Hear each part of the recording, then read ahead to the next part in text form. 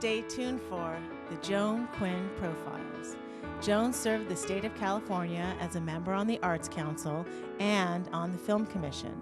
She was formerly on the Architectural Commission and fulfilled 2 terms on the Fine Arts Commission for the city of Beverly Hills. As an editor for Andy Warhol's Interview magazine, Condé Nast Publications, and the Hearst Corporation, Joan covered the world of fashion, the mysteries of food, the excitement of theater, and the international art scene. She continues to find people who are on the cutting edge of their professions. Here's Joan Agajanian Quinn. Hi, I'm Joan Quinn, and welcome to the Joan Quinn Profiles. We're here at the Hollywood Museum on Highland in the heart of Hollywood. And we're here with actress Dee Smith and author Robert Tanenbaum. Actress-producer Dee Smith grew up in Los Angeles and attended Long Beach City College. In Long Beach, she was a member of the Orange County Crazies. She's trained with a variety of professionals, has been in film and on TV. She's earned a Best Actress Award for the film All Out at the Dallas Black Film Festival. And you've been involved in making films, but I think your love is the stage. Yes, it is. Tell me about that. Definitely. I started off on stage, and I kind of segued into doing like commercials, infomercials, and indie films.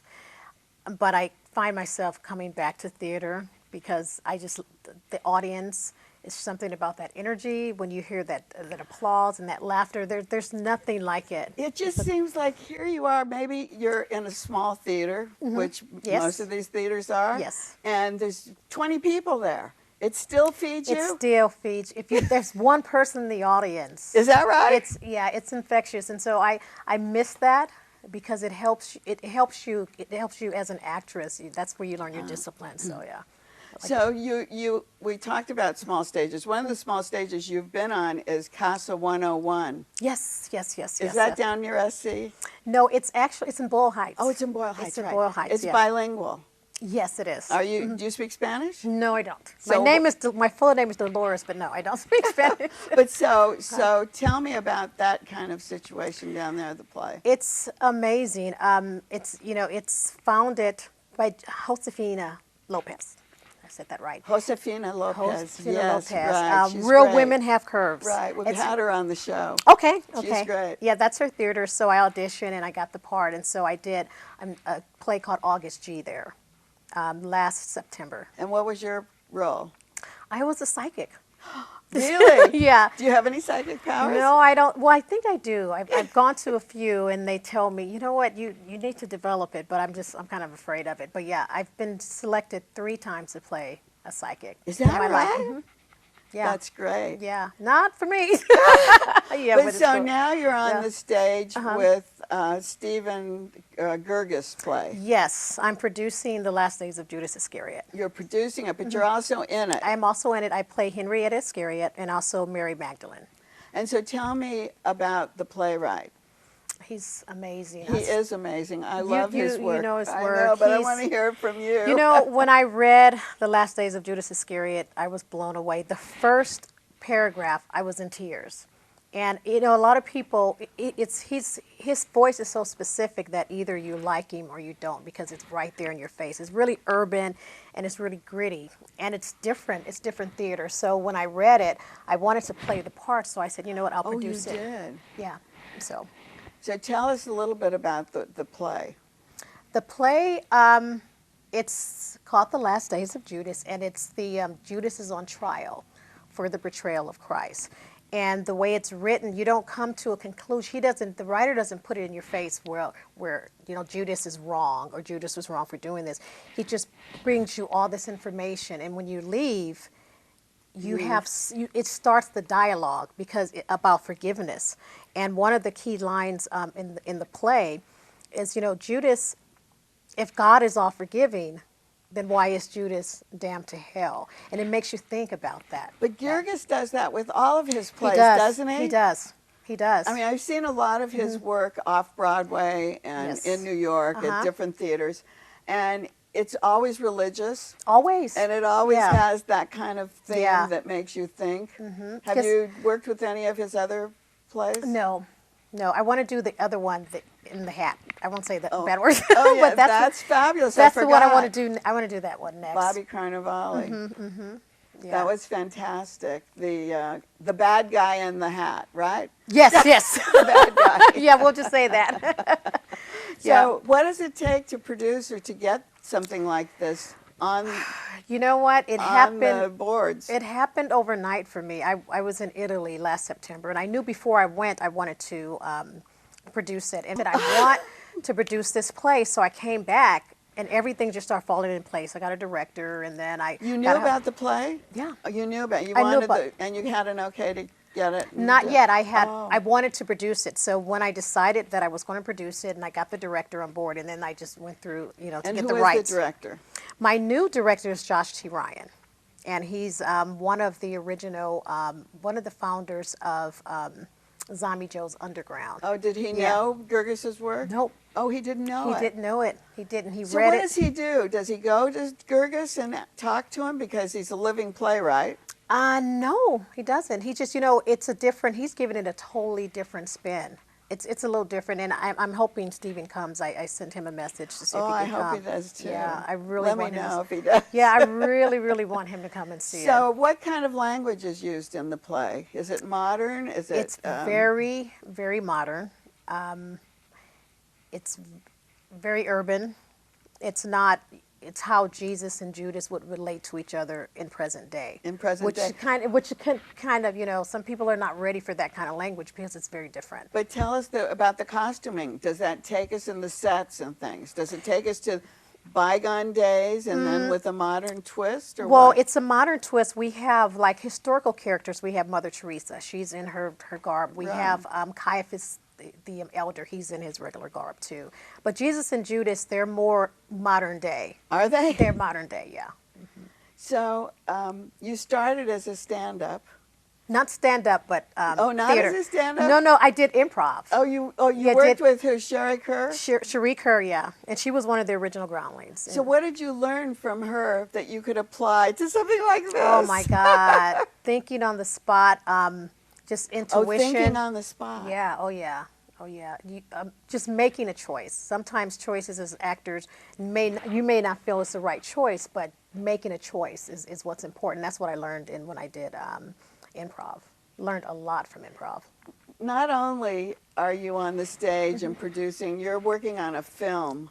Yeah, a documentary. Is it a documentary? Primal Cries. Let's talk Primal about that Cries. because it's Primal Cries. Yes. It's really interesting. Domestic Yeah. violence?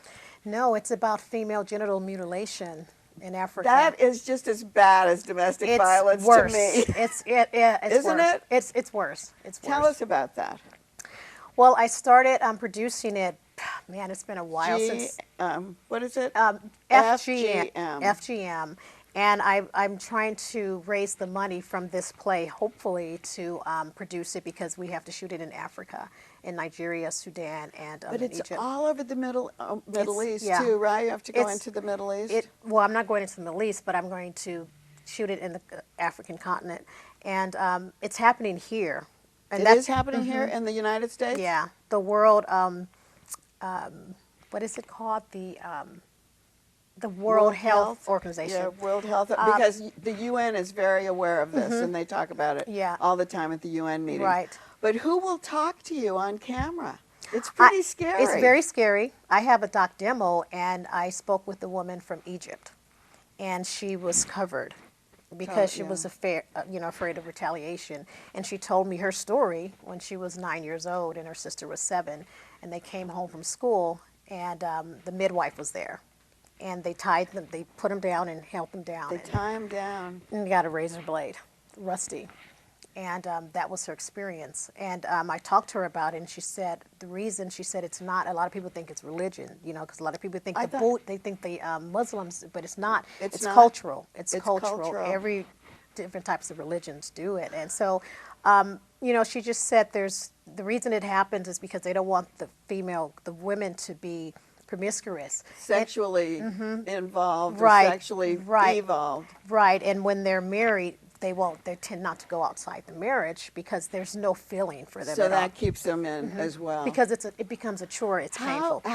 Well, you have to show this at the UN once Yeah. you get it done. Where will Yeah. you show a film like this, other than It's, that? you know what, it's a very specific audience, and I'm still trying to find that audience. I know a lot of women are interested in it. A lot of women in this country are interested in it. And when I show people the doc demo, some people have never heard of it. I know. It needs to be more, we need more awareness. It's a hidden secret. It really and is. I'm It is. really shocked that there's so much going on here. I didn't Yeah. know that. I thought it was all... In 2010, I think it was over 160,000 on this soil. Is that right? That's documented, so. Well, I wish you all the luck Thank in the you. world. Thank and you. also for Judas Iscariot. Yes, yes, yes. I Theodore. thank you, Dee, Thank for you so coming. much. Thank you for seeing me. Thank you. Thanks. And don't go away, because author Robert Tanenbaum will be right back with us.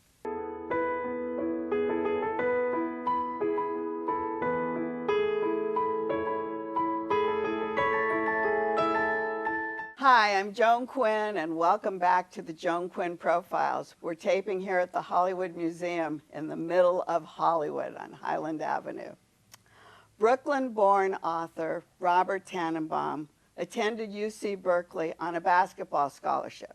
He's very tall, where he earned a BA, and he stayed there for his JD from Bolt Hall Law School.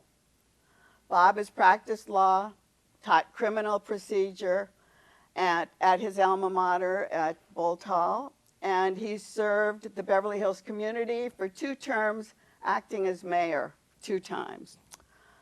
He was so great in New York prosecuting cases in the ADA. He trained staff. He consulted on high-profile investigations. He's written 28 books and 25 novels and 3, what do we call them? Nonfiction. Nonfiction, but really nonfiction. They sound like fiction books. Did this start when you were at Berkeley? Well, I always wanted, I was sort of an English, the classic history English major type, and I thought always, when I was back in grammar school and in junior high and high school, I was always writing for the paper, that sort of thing. But I always thought that I would write about historical biographies. And then, lo and behold, I got involved in this genre because of some of the cases I tried, and I wanted the public to know, share my feelings about how an iconoclast maverick in the system operates within it because of the nature of the district attorney who was a legend in Manhattan, Frank Hogan. And by that I mean he created a moral universe. You're talking about Echoes of the Soul right now, about Well, Hogan. But all of them are, right? yes, that's exactly right. But are they all echoes? Is that what that means, really? Well, I mean, to say that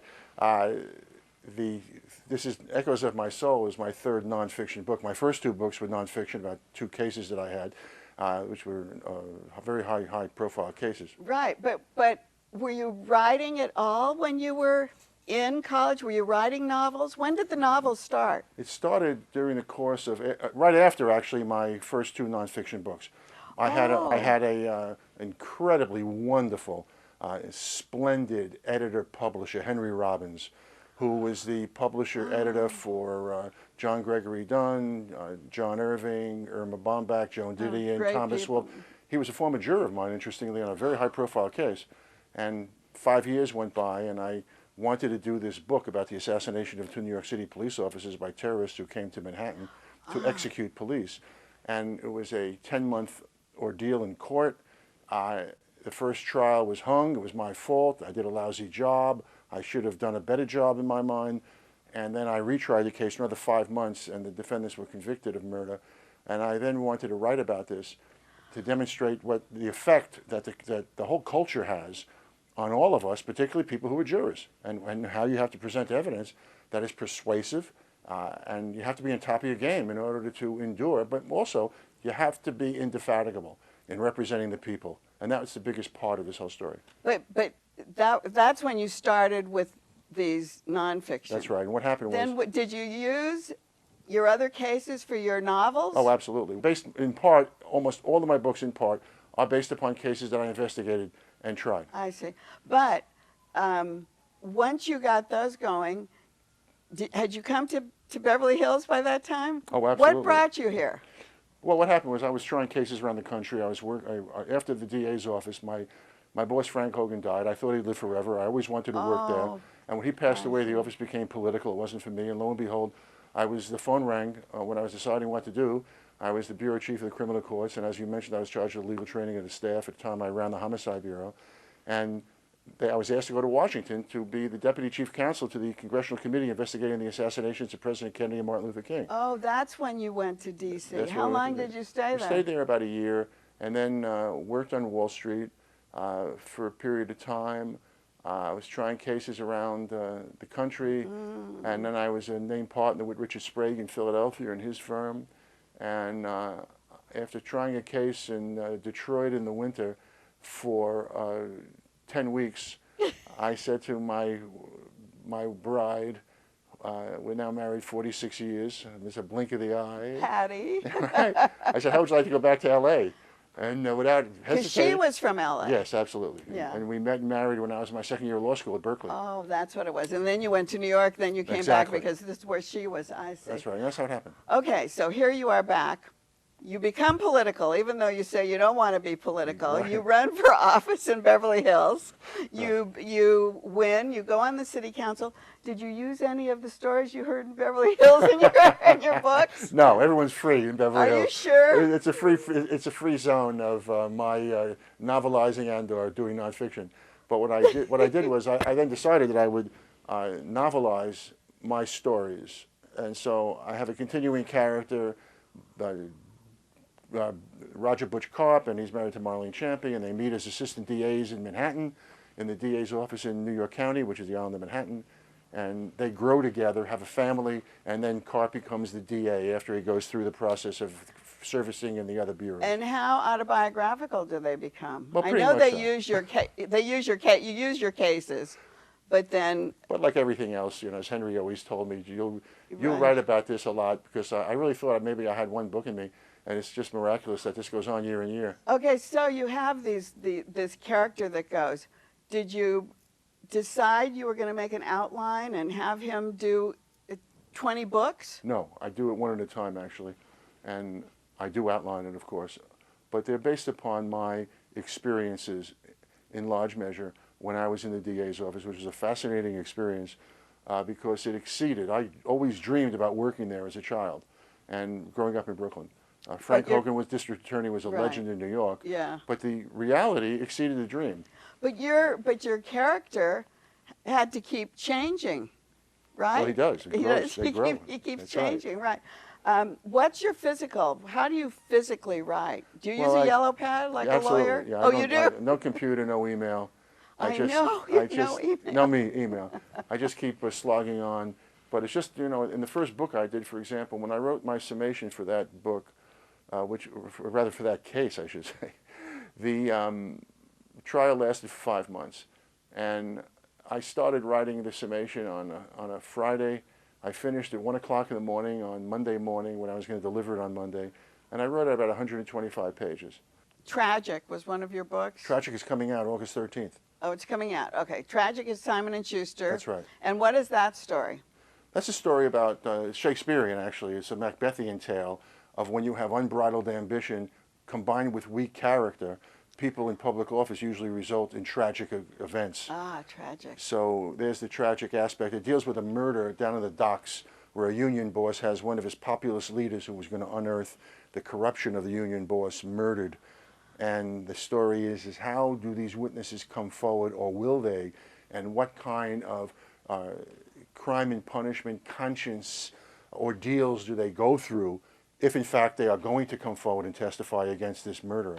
Well, we go through that in Echoes of the Soul about witnesses. That's right. And accusing people of the wrong thing. And so let's talk about this. Okay. Because this is what you're doing now. Tragic is coming out. This is what we're talking about now because this is a true story. That's right. One of the things I saw at the end was that you had changed some of the names, which surprised me. I do that in all my nonfiction because the inconsequential players, there's no need to get them noticed and have a certain invasion of their privacy with respect to it, particularly the nature of these cases are very harrowing, brutal murders. But you talk about Hogan, Well, who's the a main real people guy. are all the same. Yeah, and The Max detectives, Glass. Yeah, Mel Glass and John Keenan, Assistant DA Mel Glass and John Keenan. John Keenan now is a federal district court judge in Manhattan. Right. He was my bureau chief in the Homicide Bureau, and Mel Glass was my bureau chief when I started in the DA's office up through the criminal courts. So they're all murders. Are they all murders? All the cases Everything that you've written? is Yeah. murders, right. How do you keep sane?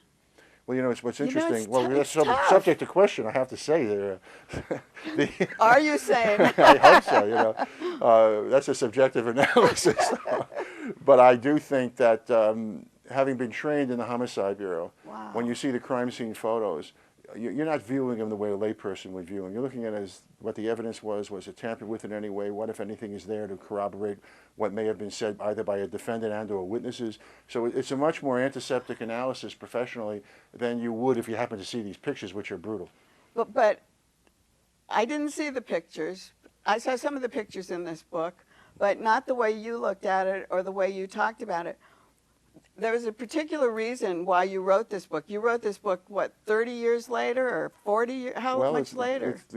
This year will be 50 years after the murders. And so I read, when I was reading, you detail everything that was going on. You detail the clothes, you detail the apartment, the steps, the weather. How do you get all that information? Well, this is a very highly celebrated. It was the most important case that ever came out of New York, in my opinion. It was cited by Chief Justice Earl Warren when he wrote the Miranda decision. Oh, that was part of this, And, right? Yeah, and so it's historic in nature, but it demonstrates how a Ministry of Justice in the DA's office can and should run and did run. And that in this particular case, the murders occurred on August 28, 1963. 63, and That's you're right. writing it now. Exactly. And it was the same day, interestingly, that Martin Luther King was in Washington giving his famous speech. It was a burglary that went absolutely nightmarish. One of the girls in the apartment is a fashionable building on the Upper East Side of Manhattan. The burglar came in through the surface stairway window. He saw the window of the kitchen open. It was a hot August day, and he literally stepped on a ledge and jumped into the window. The first girl who was there was in bed, naked. He raped her. Janice Wiley, her roommate, came in, who was leaving. She was moving out, forgot something. It was all 10:30 in the morning. And then he murdered brutally both of them. And then he went to his junkie cellar on the east side of Manhattan and told them what he did and got a heroin shot. We know everything that you're saying. We know the whole story if we remember back to the 60s when it happened. And yet, the book is compelling. Every page you read, you wonder, is it really going to turn out? Are we really going to hear this? Are the Delaney's really going to be off? Is their testimony going to work? You know, those kind of things. Absolutely. And you keep turning the page wondering, where is it going to go wrong? Well, what's fascinating about it is there are really three stages of the whole story. For it, really, of course, the murders and the parents of Janice Wiley, who lived 2 blocks away, come to the apartment when the third roommate comes home in the evening, and she calls up Janice Wiley's father, and they come, and the father finds the girls, which was a devastating observation, obviously, which haunted him for the rest of his life. It's amazing, and it's all written there so clearly, just as you're telling the story, and yet you want to just keep reading and reading and reading. Why? How did you go back for 50 years, and why? Who came to you and said? Well, what happened is, and to answer that, let me just predicate that by saying that after the young man who confessed to these 3 crimes, who was innocent, the nature of the questioning was leading. It was the classic coercive kind of technique that savvy detectives can do on occasion. Right. And they did in this particular case. And he was then indicted. And 2 months after he was indicted, an assistant district attorney in Manhattan, Mel Glass, who was only there for 6 years, was not in the Homicide Bureau. And he was in the regular felony trial bureau. That's just trying cases where the mayhem is inflicted on the denizens of Gotham in large numbers, regrettably. Can't go through that. And he, for reasons why when you read the book you'll understand, he thought, after investigating this case, he had reason to do that. He went to District Attorney Frank Hogan. He said, I think we got the wrong guy here. And he explained that to Hogan, and the district attorney then called up the head of the Homicide Bureau and said to Mel Glass, find the girls in this photo. There were two of them. One, the major person is the blonde is seated on the back of a car, and in the passenger seat, it's a convertible with the top down, is a brunette seated in the passenger seat. Mel finds the two girls. Right. And then a series of events take place, which we need not go into at the moment, unless you want me to, but here's what happened. Let me just get 2 points in, if I may. What's fascinating about the trial is, ultimately Mel and Hogan and John Keenan exonerate the young man who made the false confession. Right. Brooklyn prosecutes him on those other two cases, which were also false. I know. But in the Manhattan case, think about this for a moment. The Brooklyn detectives who took the false confession refused to admit they made a mistake and become complete witnesses, making a complete defense, I should say. They become witnesses, comprehensive witnesses, for the murderer because they won't admit they made a mistake. So the DAs in Manhattan, that is Assistant DA Mel Glass and Assistant District Attorney John Keenan, have to try this case and cross-examine and demonstrate to the jury that these detectives are not telling the truth. So it's a reverse kind of situation. And the reason I did this book was because Mel Glass, my mentor, who solved this case, exonerated the unjustly accused, found the real killer, asked me to do it. That was the bottom line, because I wondered, why would you do that at this point? He called me 4 years ago approximately and asked me if I would do this. Yeah. Well, just as you told us at one of your readings, you have to go out and read it. And you wouldn't, but you told us almost everything. There's a real unwinding about what happened. So thank you very much. Thank you. And thanks for watching. Keep writing to JAQUINN1 at AOL.com. See you next time.